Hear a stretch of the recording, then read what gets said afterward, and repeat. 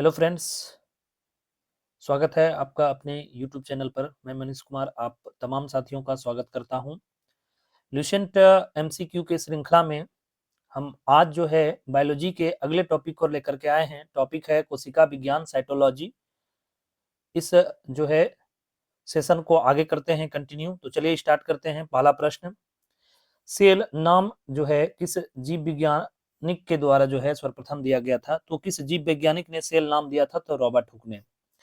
Robert Hooke के द्वारा ही सर्वप्रथम जो है कोशिका को खोजा गया था। इन्होंने जो है मधुमक्खी के छत्ते में कॉर्क टिश्यू को देखा था और इनके द्वारा जो खोजी गई कोशिका थी वह मृत कोशिका थी और जीवित कोशिका की खोज सर्वप्रथम जो है एंटनी वॉन ल्यूवेनहुक के द्वारा किया गया था। कोशिका जीवन की सबसे छोटी इकाई होती है। कोशिका को ही शरीर का संरचनात्मक और क्रियात्मक इकाई कहा जाता है। सबसे पहले जो है रॉबर्ट हुक के द्वारा जो है कोशिका की खोज की गई थी, इसलिए रॉबर्ट हुक को फादर ऑफ साइटोलॉजी भी कहते हैं, कोशिका विज्ञान का जनक भी कहते हैं। चलिए अगला प्रश्न पर चलते हैं। कोशिका के बारे में निम्नलिखित में से कौन सा सही नहीं है? तो कोशिका के बारे में निम्नलिखित में से कौन सा सही नहीं है? तो ध्यान रखेंगे, पहला जो है देखते हैं कि कोशिका के आकार और आमाप विशिष्ट कार्य से संबंधित होते हैं, ये सही है। कुछ कोशिकाओं के बदलते आकार होते हैं, तो ये भी सही है। प्रत्येक कोशिका में निष्पादन की क्षमता होती है, ये भी सही है। कह रहा है कि इनमें से गलत कौन है? तो सभी देह ऊतकों में एक ही प्रकार की कोशिकाएं विद्यमान होती है, ये गलत है। सभी अंग में जो है या सभी ऊतकों में एक ही प्रकार की कोशिका नहीं होती है, ये गलत है। तो answer D will be right answer. अगला है, निम्नलिखित में से सबसे छोटी कोशिका है? तो सबसे छोटी कोशिका इसमें कह रहा है कि दिए गए ऑप्शन में से सबसे छोटी कोशिका कौन है? तो mycoplasma, A will be right answer.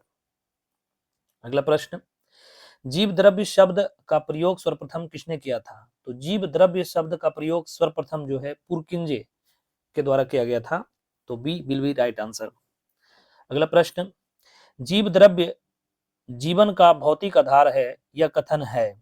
तो जीव द्रव्य जो है जीवन का भौतिक आधार है, यह कथन किसके द्वारा दिया गया है? तो Huxley, C will be right answer.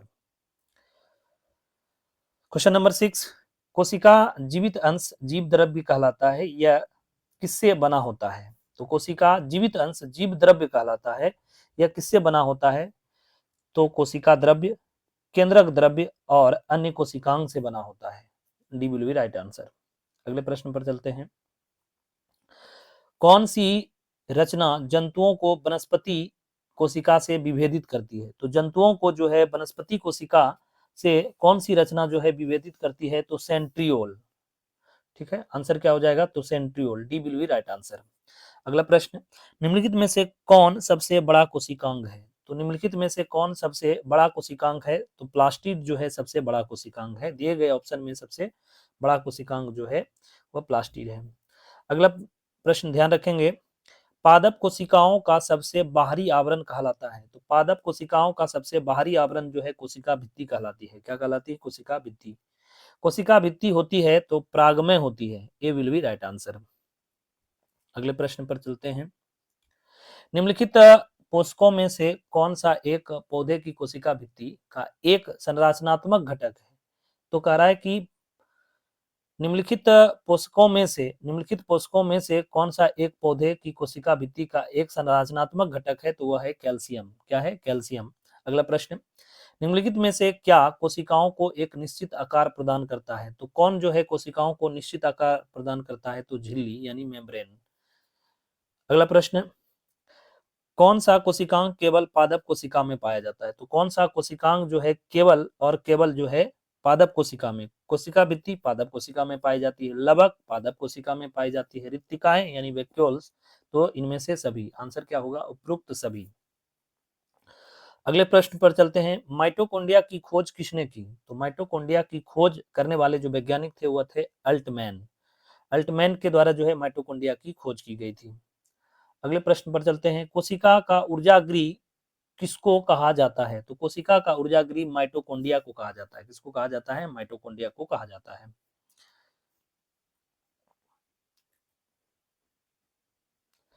यदि माइटोकॉन्ड्रिया को सॉरी, यदि माइटोकॉन्ड्रिया काम करना बंद कर दे तो कोशिकांग में कौन सा कार्य नहीं होगा? तो ध्यान रखेंगे साथियों, माइटोकॉन्ड्रिया में जो है एरोबिक रिस्पिरेशन कंप्लीट होता है, यानी वायवीय श्वसन कंप्लीट होता है।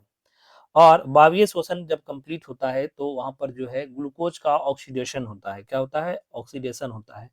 तो भोजन का ऑक्सीकरण यानी कि फूड का जो है ऑक्सीडेशन नहीं हो पाएगा। माइटोकॉन्ड्रिया का भीतरी बलन कहलाता है। तो माइटोकॉन्ड्रिया का भीतरी बलन जो है क्रिस्टी कहलाता है। क्या कहलाता है? क्रिस्टी कहलाता है।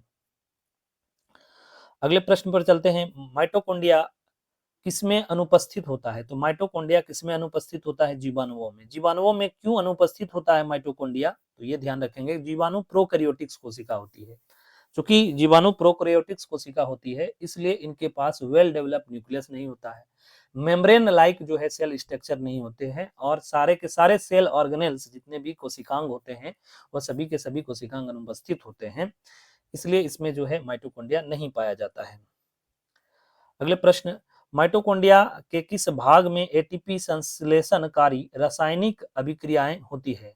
तो माइटोकॉन्ड्रिया के किस भाग में एटीपी संश्लेषणकारी रासायनिक अभिक्रियाएं होती है? तो ध्यान रखेंगे इसमें किसमें होती है? तो आंतरिक झिल्ली। आंसर क्या होगा? आंतरिक झिल्ली में होगा। ठीक है, अगले प्रश्न पर चलते हैं। निम्नलिखित में से किस कोशिका अंगक में डीएनए होता है? तो किस कोशिका अंगक में डीएनए होता है? तो कोशिका के जो है केंद्रक केंद्रक के अलावे जो है माइटोकॉन्ड्रिया में भी जो है डीएनए पाया जाता है, और माइटोकॉन्ड्रिया में जो डीएनए पाया जाता है वह होता है मदर डीएनए। कौन सा डीएनए होता है? Mother DNA. माइटोकॉन्ड्रिया में पाए जाने वाला जो डीएनए होता है वह होता है मदर डीएनए। तो केंद्रक और माइटोकॉन्ड्रिया इन दोनों के पास जो है डीएनए पाया जाता है। अगले प्रश्न पर चलते हैं। इसके अलावा अगर पादप कोशिका है तो उसके क्लोरोप्लास्ट में भी डीएनए पाया जाएगा। अगला प्रश्न है, कोशिका में राइबोसोम की अनुपस्थिति में कौन सा कार्य संपादित नहीं होता है? तो राइबोसोम को प्रोटीन की फैक्ट्री कहा जाता है, यानी प्रोटीन का उत्पादन होता है राइबोसोम में, इसीलिए प्रोटीन संश्लेषण का काम यहाँ पर नहीं हो पाएगा। अगला प्रश्न है, कोशिका में प्रोटीन संश्लेषण कहाँ होता है? तो राइबोसोम में होता है। अगला प्रश्न, कोशिका द्रव्य में अनुपस्थित मिहीन शाखित झिल्लीदार और अनियमित नलिकाओं का घना जाल कहलाता है। तो यह घना जाल क्या कहलाता है? तो यह घना जाल कहलाता है। कोशिका द्रव्य में उपस्थित मिहीन शाखित झिल्लीदार और अनियमित नलिकाओं का घना जाल क्या कहलाता है? तो अंतःप्रदर्भी जालिका। क्या कहलाता है? अंतःप्रदर्भी जालिका, एंडोप्लाज्मिक रेटिकुलम। ये दो प्रकार के होते हैं, एक होता है खुदरी अंतःप्रदर्भी जालिका और एक होता है स्मूथ एंडोप्लाज्मिक रेटिकुलम, यानी चिकनी जो है अंतःप्रदर्भी जालिका। खुदरी अंतःप्रदर्भी जालिका के पास जो है राइबोसोम उपस्थित होते हैं, जबकि स्मूथ के पास जो है अनुपस्थित होते हैं। अगला प्रश्न है, प्रोटीन निर्माण का सक्रिय स्थल। तो प्रोटीन निर्माण का सक्रिय स्थल जो है वह कौन है? तो राइबोसोम। कौन है? राइबोसोम। अगले प्रश्न पर चलते हैं।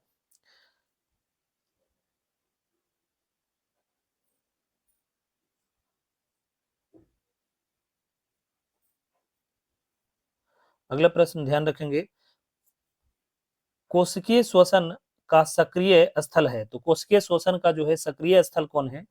तो कोशिकीय श्वसन का सक्रिय स्थल है माइटोकॉन्ड्रिया। क्या है? माइटोकॉन्ड्रिया। अगला प्रश्न, अवर्णी लवक मुख्यतः पाए जाते हैं। तो अवर्णी लवक, लवक जो है तीन प्रकार के होते हैं, वर्णी लवक, अवर्णी लवक और हरित लवक। तो अवर्णी लवक जो है यह कहाँ पाए जाते हैं? तो जड़ों की कोशिकाओं में पाए जाते हैं। क्या करते हैं? जड़ों की कोशिकाओं में पाए जाते हैं, और यह भोजन संग्रह का भी कार्य करता है। इसमें किसी भी प्रकार का जो है कलर पिगमेंट नहीं पाया जाता है, यह जो है कलरलेस होता है। अवर्णी लवक क्या होता है? कलरलेस होता है। फूलों और बीजों को विभिन्न प्रकार के आकर्षण प्रदान करते हैं। तो ध्यान रखेंगे क्रोमोप्लास्ट। कौन प्रदान करते हैं? क्रोमोप्लास्ट। अगला प्रश्न है, पत्तियों को हरा रंग प्रदान करता है। तो क्लोरोप्लास्ट। हरे रंग का वर्णक कौन होता है? तो क्लोरोप्लास्ट। इसमें जो है क्लोरोफिल पाया जाता है। ठीक है, अगला प्रश्न है, कोशिका की आत्महत्या की थैली। तो कोशिका की आत्महत्या की थैली किसे कहा जाता है? तो लाइसोसोम को कहा जाता है। ठीक है, अगर लाइसोसोम फट जाए तो सेल मर जाएगा, मतलब मृत हो जाएगी। लाइसोसोम के फटने से आदमी की मृत्यु नहीं होती है, बल्कि कोशिका की मृत्यु होती है। अगले प्रश्न पर चलते हैं। लाइसोसोम में पाए जाने वाला वह एंजाइम जिनमें जीव द्रव्य को घुला देने देने या नष्ट कर देने की क्षमता होती है। तो लाइसोसोम में पाए जाने वाला वह एंजाइम जिसमें जीव द्रव्य को घुला देने या नष्ट कर देने की क्षमता होती है वह होता है हाइड्रोलाइटिक एंजाइम। क्या होता है? Hydrolytic enzyme. अगला प्रश्न, 80% से अधिक सेल यानी कोशिका में पाए जाने वाला पदार्थ है तो यह है जल। क्या है? जल। जल जो है सबसे अधिक मात्रा में जो है कोशिका में पाए जाते हैं। अगला प्रश्न, निम्नलिखित में से कौन सा कोशिका अंगक मुख्य रूप से पाचक एंजाइमों के संग्राहकार की तरह कार्य करता है? तो संग्राहकार की तरह जो है कार्य करता है कौन सा एंजाइम? पाचक एंजाइम। तो ध्यान रखेंगे ये होगा लाइसोसोम। क्या होगा? लाइसोसोम। तो निम्नलिखित में से कौन सा कोशिका अंगक मुख्य रूप से पाचक एंजाइमों के संग्राहकार के तरह कार्य करता है? तो यह होगा लाइसोसोम। अगला प्रश्न, किसकी उपस्थिति के कारण किसी पादप कोशिका और पशु कोशिका में अंतर पाया जाता है? तो पादप कोशिका और जो है पशु की कोशिकाओं में जो है अंतर पाया जाता है कोशिका भित्ति के आधार पर। गोल्जी काय का मुख्य कार्य, गोल्जी काय का मुख्य कार्य होता है सिक्रेशन यानी स्रावी कार्य करना। अगले प्रश्न पर चलते हैं। कोशिका का रसोई घर किसे कहा जाता है? तो क्लोरोप्लास्ट को कोशिका का रसोई घर कहा जाता है। अगला प्रश्न है, निम्नलिखित में से कौन सा कार्य चिकने अंतःपरद्रवी जालिका द्वारा संपन्न नहीं होता? चूंकि चिकनी अंतःपरद्रवी जालिका के पास जो है राइबोसोम नहीं पाया जाता है इसलिए वह प्रोटीन संश्लेषण का कार्य नहीं कर पाता है। तो आंसर क्या होगा? प्रोटीन संश्लेषण। अगला, कौन सा कोशिका अंगक प्राय जंतुओं में उपस्थित नहीं होता है? तो कौन सा कोशिका अंगक जो है प्राय जंतुओं में उपस्थित नहीं होता है? तो लवक। लवक यानी प्लास्टिड। यह सिर्फ और सिर्फ जो है प्लांट कोशिका में पाया जाता है। लाइसोसोम कार्य करते हैं तो अंतः कोशिकीय पाचन। C will be right answer. DNA के जो है द्विहेलिक्स प्रारूप को पहली बार जो है प्रस्तावित किया था। तो डीएनए के खोजकर्ता जो है जॉन फ्रेडरिक मिशर हैं, जबकि उसकी डबल हेलिक्स संरचना जो है किसके द्वारा दिया गया है? इस तरह की संरचना जो है किसके द्वारा दिया गया है? तो वाटसन एवं क्रिक के द्वारा दिया गया है। किसके द्वारा दिया गया है? वाटसन एवं क्रिक के द्वारा दिया गया है। तो answer A will be right answer. Nucleus की खोज सर्वप्रथम किसने किया था? तो रॉबर्ट ब्राउन के द्वारा जो है न्यूक्लियस की खोज की गई थी। अगला प्रश्न, कोशिका की क्रियात्मक गतिविधियां नियंत्रित होती है। तो कोशिका की क्रियात्मक गतिविधियां कहां से नियंत्रित होती है? तो केंद्रक द्वारा। केंद्रक को ही क्या कहा जाता है? Brain of the cell. कोशिका का दिमाग कहा जाता है। क्या कहा जाता है? ब्रेन ऑफ द सेल कहा जाता है। अगला प्रश्न है, गुणसूत्र शब्द जो है किसके द्वारा दिया गया है? तो गुणसूत्र जो है वाल्डेयर के द्वारा दिया गया है। B will be right answer. क्या होगा? B will be right answer, Waldeyer. अगला प्रश्न है, अंतःप्रद्रवी जालक या अंतःप्रद्रवी जालिका ईआर की खोज किसने की थी? तो अंतःप्रद्रवी जालिका की खोज जो है पोर्टर के द्वारा जो है किया गया था। पोर्टर के द्वारा जो है किया गया था। अगला प्रश्न है, वास्तविक केंद्रक किसमें अनुपस्थित होता है? तो वास्तविक केंद्रक जो है अनुपस्थित किसमें होता है? तो जीवाणुओं में वास्तविक केंद्रक नहीं पाया जाता है, क्योंकि जीवाणु किस प्रकार की कोशिका होती है? प्रोकैरियोटिक्स कोशिका होती है, इसीलिए इसमें वास्तविक केंद्रक नहीं पाया जाता है। अगला प्रश्न है, सर्वाधिक संख्या में गुणसूत्र पाए जाते हैं। तो ओफियोग्लोसम के प्लांट में सर्वाधिक संख्या में जो है गुणसूत्र पाए जाते हैं। 1260 के आसपास जो है अप्रोक्स जो है होता है, एग्जैक्ट याद नहीं है। अगले प्रश्न पर चलते हैं। निम्नलिखित कोशिका अंगकों में जो है कौन सा एक अर्धपरागमय है? तो कौन सा जो है अर्धपरागमय होता है? तो कोशिका झिल्ली जो है अर्धपरागमय होती है, जबकि कोशिका भित्ति परागमय होती है। न्यूक्लियस के बाहर जो है डीएनए कहाँ मिलता है? तो न्यूक्लियस के बाहर अगर हम डीएनए को खोजेंगे तो माइटोकॉन्ड्रिया में पाया जाता है, और माइटोकॉन्ड्रिया में पाए जाने वाला जो डीएनए होता है वह होता है मदर डीएनए। क्या होता है? Mother DNA. अगला प्रश्न है, निम्नलिखित में से किस कोशिका अंगक से लाइसोसोम बनता है? तो लाइसोसोम जो है किससे बनता है? तो ध्यान रखेंगे गोल्जी काय के टूटने से जो है लाइसोसोम का फॉर्मेशन होता है। ठीक है, अगले प्रश्न पर चलते हैं। निम्नलिखित में से कौन सा वह कोशिकांग है जो प्रोकैरियोटिक्स कोशिकाओं में नहीं पाया जाता है? तो कह रहा है कि वह कौन सा जो है कोशिकांग है जो प्रोकैरियोटिक्स कोशिकाओं में नहीं पाई जाती है? तो माइटोकॉन्ड्रिया जो है प्रोकैरियोटिक कोशिका में नहीं पाई जाती है। Mitochondria double membrane like structure होता है, द्विझिल्ली वाली जो है संरचना होती है, इसीलिए यह नहीं पाई जाती है। अनदर क्वेश्चन, प्रोकैरियोटिक्स जीवों में नाभिकीय क्षेत्र एक झिल्ली द्वारा घिरा हुआ नहीं होता। इस अपरिभाषित नाभिकीय क्षेत्र को किस रूप में जाना जाता है? तो इसे किस रूप में जाना जाता है? तो केंद्रकाभ के रूप में जाना जाता है। केंद्रकाभ, B will be right answer. अगला प्रश्न, एक कोशिकीय जीवों की स्थिति में जल और अपशिष्टों को निकासित करने में निम्नलिखित में से कौन सा कोशिका अंगक एक भूमिका निभा सकता है? तो कौन सा कोशिका अंगक जो है एक भूमिका निभा सकता है? तो ध्यान रखेंगे, ये हो जाएगा आंसर क्या? धानी। क्या हो जाएगा? B will be right answer, धानी। अगला प्रश्न, कोशिकीय प्रक्रियाओं के लिए ऊर्जा मुद्रा निम्नलिखित में से किसे कहते हैं? तो ऊर्जा की मुद्रा एटीपी को ही कहा जाता है। बायोलॉजिकल एनर्जी भी जो है एटीपी को ही कहा जाता है, यानी जैविक ऊर्जा या ऊर्जा की मुद्रा अगर पूछे तो किसे कहा जाता है? एटीपी को कहा जाता है। किसे कहा जाता है? एटीपी को कहा जाता है। अगले प्रश्न पर चलते हैं। निम्नलिखित में से किसकी कोशिकाओं में कोशिका भित्ति नहीं होती है? तो किसकी कोशिकाओं में कोशिका भित्ति देखने को नहीं मिलती है? तो वह है मानव। इसमें होती है, इसमें भी होती है और इसमें भी। कुछ जीवाणु जो है क्या होते हैं, उसमें बैक्टीरियो क्लोरोफिल भी पाया जाता है। चलिए अगले प्रश्न पर चलते हैं। प्रश्न नंबर 54, कौन से कोशिकांगों के अपने ही डीएनए और राइबोसोम्स होते हैं? कौन से कोशिकांगों के अपने डीएनए भी होते हैं और राइबोसोम भी होते हैं? तो ध्यान रखेंगे, सूत्रकनिका और लवक, B will be right answer, सूत्रकनिका और लवक। अगला प्रश्न, निम्नलिखित में से कौन सा कथन रसधानी वैक्यूल्स के बारे में सही नहीं है? तो कौन सा प्रश्न जो है कह रहा है कि जो है कथन जो है सही नहीं है? तो ध्यान रखेंगे, पहले देखते हैं सही कौन कौन से हैं। पादपों में एक बड़ी केंद्रीय रसधानी होती है। तो पादप में जो रसधानी होती है वह बड़ी होती है, ये सही है, जो कुल कोशिका आयतन का 90% भाग घेरता है, ये भी सही है।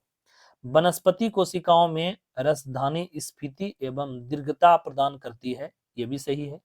अमीबा में रसधानी पोषण में भूमिका होती है, ये भी सही है। तो गलत कौन हो जाएगा भाई? तो गलत हो जाएगा, D will be right answer. जंतु कोशिकाओं में रसधानी नहीं होती है परंतु बहुत ही छोटी होती है। तो आंसर क्या होगा? डी। अगला प्रश्न, एक कोशिका लिपिडों का संश्लेषण करने में असमर्थ है, उसका निम्नलिखित में से कौन सा कोशिकांग त्रुटिपूर्ण हो सकता है? तो त्रुटिपूर्ण हो सकता है तो आंसर क्या होगा इसका? स्मूथ इंडोप्लाज्मिक रेटिकुलम, चिकनी अंतःपरद्रवी जालिका। तो एक कोशिका लिपिडों का संश्लेषण करने में असमर्थ है, लिपिड का संश्लेषण नहीं कर पा रहा है, तो कौन सा कोशिकांग त्रुटिपूर्ण होगा? तो स्मूथ इंडोप्लाज्मिक रेटिकुलम होगा, रफ रहता हो जाता। चलिए इसी में जो है अगला टॉपिक है जंतु विज्ञान की शाखाएं। तो जंतु विज्ञान की शाखाओं को भी जो है हम लोग देख लेते हैं। तो इसका पहला प्रश्न है, मानव त्वचा का अध्ययन करने वाली विज्ञान को क्या कहते हैं? तो त्वचा के अध्ययन की शाखा को डर्मिटोलॉजी कहते हैं। क्या कहते हैं? डर्मिटोलॉजी कहते हैं। जबकि डर्मिटोलॉजिस्ट यानी कि त्वचा से संबंधित विशेषज्ञ डॉक्टर को क्या कहेंगे? डर्मिटोलॉजिस्ट कहेंगे। अगला प्रश्न है, अस्थियों का अध्ययन विज्ञान की किस शाखा के अंतर्गत किया जाता है? तो अस्थियों का अध्ययन जो है किसमें किया जाता है? ऑस्टियोलॉजी में किया जाता है। किसमें किया जाता है? ऑस्टियोलॉजी में किया जाता है। अगला प्रश्न है, जीवाणुओं के संक्रमण के विरुद्ध प्रतिरोध का अध्ययन क्या कहलाता है? तो इम्यूनोलॉजी कहलाता है। इम्यूनोलॉजी कहलाता है। क्या कहलाता है? इम्यूनोलॉजी कहलाता है। पेलियोंटोलॉजी के अंतर्गत किसका अध्ययन करते हैं? तो जीवाश्म के अध्ययन की शाखा को पेलियोंटोलॉजी कहते हैं। अगला प्रश्न ध्यान रखेंगे, कीड़ों के अध्ययन की शाखा को क्या कहते हैं? यानी कीटों के अध्ययन को कहते हैं। तो कीटों के अध्ययन को क्या कहा जाता है? तो एंटोमोलॉजी कहते हैं। क्या कहते हैं? एंटोमोलॉजी कहते हैं। साइटोलॉजी में किसका अध्ययन करते हैं? कोशिका के अध्ययन की शाखा को साइटोलॉजी कहते हैं। अगला प्रश्न है, मछलियों से संबंधित अध्ययन कहलाता है? तो मछलियों के अध्ययन की शाखा को एक्थियोलॉजी कहते हैं। D will be right answer, C will be right answer. और ऑरिन्थोलॉजी में जो है किसका अध्ययन किया जाता है? तो ऑरिन्थोलॉजी में किसका अध्ययन करता है? तो उड़ने वाले का यानी पक्षियों के अध्ययन को क्या कहते हैं? ऑरिन्थोलॉजी कहते हैं। हिस्टोलॉजी, उत्तक के अध्ययन की शाखा को क्या कहते हैं? हिस्टोलॉजी कहते हैं। अगला है घाव का अध्ययन कहलाता है। वांड का जो है अध्ययन, study of wound is called, तो study of wound is called traumatology. क्या कहते हैं? C will be right answer, traumatology. Cancer संबंधित रोगों का अध्ययन कहलाता है ऑन्कोलॉजी। क्या कहलाता है? ऑन्कोलॉजी। अगला प्रश्न, मोलस्का समुदाय के जंतुओं के कवच का अध्ययन कहलाता है। तो मोलस्का समुदाय के जंतुओं के कवच का अध्ययन क्या कहलाता है? तो इसके अध्ययन को कहते हैं कॉन्कोलॉजी। क्या कहते हैं? Conchology. C will be right, B will be right answer. अगला प्रश्न है वंशागति के नियमों के अध्ययन को कहते हैं। तो वंशागति के नियमों के अध्ययन को क्या कहते हैं? अनुवांशिकी। क्या कहते हैं? अनुवांशिकी। मनुष्य के वातावरण को सुधारने से नस्ल सुधारना कहलाता है यूथेनिक्स। क्या कहलाता है? Euthenics. B will be right answer. अगले प्रश्न पर चलते हैं। नलिका विहीन ग्रंथियों का अध्ययन करने वाली जंतु विज्ञान की शाखा। अब ग्रंथियां तीन प्रकार की ग्रंथियां होती है। एक होता है इंडोक्राइन ग्लैंड, जिसे अंतःपरद्रवी जालिका करते हैं। एक होता है एक्सोक्राइन ग्लैंड, जिसे बहिस्रावी ग्रंथि कहते हैं। एक होता है मिक्स्ड ग्लैंड। तो मिक्स्ड ग्लैंड जो मिश्रित यानी कि इंडो और एक्सो दोनों की तरह कार्य करता है, बहिस्रावी की तरह भी और अंतःस्रावी की तरह, उसी को मिश्रित ग्रंथि कहते हैं। तो उसी में कह रहा है कि नलिका विहीन, तो कहने का मतलब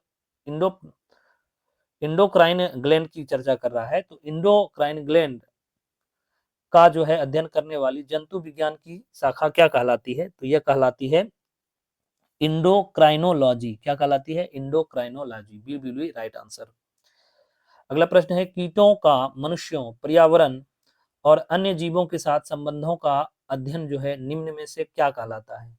तो कीटों का मनुष्यों और पर्यावरण जो है अन्य जीवों के साथ संबंध क्या कहलाता है? एंटोमोलॉजी। क्या कहलाता है? एंटोमोलॉजी। मछलियों तथा उससे संबंधित उद्योगों का अध्ययन कहलाता है। तो मछलियों तथा उससे उद्योग एक्थियोलॉजी जो है, सी विल बी राइट आंसर। जंतु विज्ञान की वह शाखा जिसके अंतर्गत जंतु की बाह्य आकृति एवं बाह्य संरचना का अध्ययन किया जाता है, उसे क्या कहते हैं? मॉर्फोलॉजी। क्या कहते हैं? मॉर्फोलॉजी। अगला प्रश्न, जंतु विज्ञान की वह शाखा जिसके अंतर्गत अनुवांशिकी लक्षणों तथा उसकी वंशागति का अध्ययन किया जाता है, तो यह क्या कहलाता है? तो जेनेटिक्स। क्या कहलाता है? यह जेनेटिक्स कहलाता है। अगले प्रश्न पर चलते हैं, प्रश्न नंबर 21। जंतु तथा उसके आसपास के वातावरण संबंधी अध्ययन को कहते हैं। तो उसके आसपास के वातावरण संबंधी अध्ययन को क्या कहते हैं? पारिस्थितिकी कहते हैं। मांसपेशियों का अध्ययन करते हैं, तो मांसपेशियों के मायोलॉजी में, ठीक है, इसमें मायोलॉजी में करते हैं। अगला प्रश्न है जनसंख्या का अध्ययन कहलाता है। तो जनसंख्या के अध्ययन की शाखा को क्या कहते हैं? तो डेमोग्राफी। क्या कहते हैं? डेमोग्राफी। मधुमक्खियों का पालना कहलाता है, तो एपीकल्चर। क्या कहलाता है? मधुमक्खियों के पालन को क्या कहते हैं? एपीकल्चर कहते हैं। अगला प्रश्न, रेशम पालन कहलाता है। तो रेशम का जब हम पालन करते हैं तो उसे क्या कहते हैं? तो ध्यान रखेंगे साथियों, इसे सेरीकल्चर कहते हैं। क्या कहते हैं? सेरीकल्चर कहते हैं। एपीकल्चर जो है मधुमक्खी पालन, पीसीकल्चर मत्स्य पालन, और जो है सेरीकल्चर रेशम कीट पालन हो गया। अगला प्रश्न, उत्तकों की रचना के अध्ययन से संबंधित विज्ञान को कहते हैं। तो उत्तकों के रचना के अध्ययन से संबंधित विज्ञान को क्या कहते हैं? हिस्टोलॉजी कहते हैं। क्या कहते हैं? उत्तकों के अध्ययन की शाखा को हिस्टोलॉजी कहते हैं। विज्ञान की शाखा न्यूरोलॉजी से कौन सा अंग का अध्ययन किया जाता है? विज्ञान की शाखा न्यूरोलॉजी से कौन सा अंग का अध्ययन किया जाता है? तो न्यूरोलॉजी में किसका अध्ययन करते हैं? स्नायु तंत्र का अध्ययन करते हैं। अगला है जेरेंटोलॉजी। जेरेंटोलॉजी जो है वृद्ध व्यक्ति को जला देते हैं मरने के बाद, ठीक है, तो जेरेंटोलॉजी में जो है वृद्ध व्यक्तियों के अध्ययन को जेरेंटोलॉजी कहते हैं। अगला है, अगला प्रश्न ध्यान रखेंगे,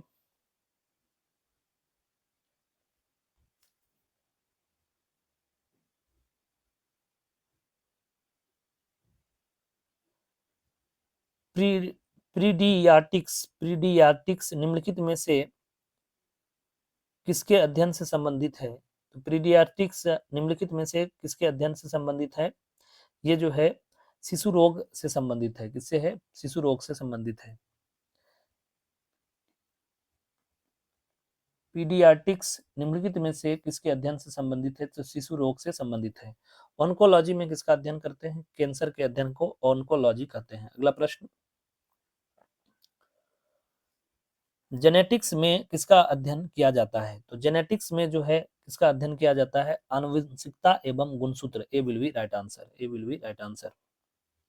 अगला प्रश्न, अनुवांशिकी किससे संबंधित है? तो अनुवांशिकी जो है अनुवांशिकता से संबंधित है। रक्त में एंटीबॉडी एवं एंटीजन के अध्ययन को क्या कहते हैं? तो रक्त में एंटीबॉडी एवं एंटीजन के अध्ययन को क्या कहते हैं? सीरोलॉजी कहते हैं। सीरोलॉजी। अगला प्रश्न है, पारिस्थितिकी विज्ञान इकोलॉजी किससे संबंधित है? तो पारिस्थितिकी विज्ञान जो है इकोलॉजी शरीर संरचना और वातावरण से संबंधित है। शरीर संरचना और वातावरण से संबंधित है। अगला प्रश्न है, एरिनियोलॉजी। एरिनियोलॉजी किसका अध्ययन है? तो एरिनियोलॉजी जो है किसका अध्ययन है? मकड़ों का अध्ययन को क्या कहते हैं? एरिनियोलॉजी कहते हैं। अगला प्रश्न है, निम्नलिखित में से किस शब्द का अर्थ पालतू कुत्तों का जो है वैज्ञानिक अध्ययन है? तो पालतू कुत्तों का जो है वैज्ञानिक अध्ययन क्या कहलाता है? साइनोलॉजी। क्या कहलाता है? साइनोलॉजी कहलाता है। विज्ञान की एक शाखा चिरोपॉडी। चिरोपॉडी शरीर के किस भाग से संबंधित है? तो चिरोपॉडी जो है पैर से संबंधित है। तो आज का 2 टॉपिक जो है कंप्लीट होता है। एक साइटोलॉजी कोशिका विज्ञान और दूसरा जो टॉपिक था जंतु विज्ञान की शाखाएं ब्रांचेज ऑफ जूलॉजी, ये कंप्लीट होता है। तो आज के लिए इतना ही साथियों, फिर मिलेंगे हम अगले वीडियो में। तब तक के लिए धन्यवाद। चैनल को अगर लाइक सब्सक्राइब नहीं किए हैं तो लाइक सब्सक्राइब और शेयर करना ना भूलें।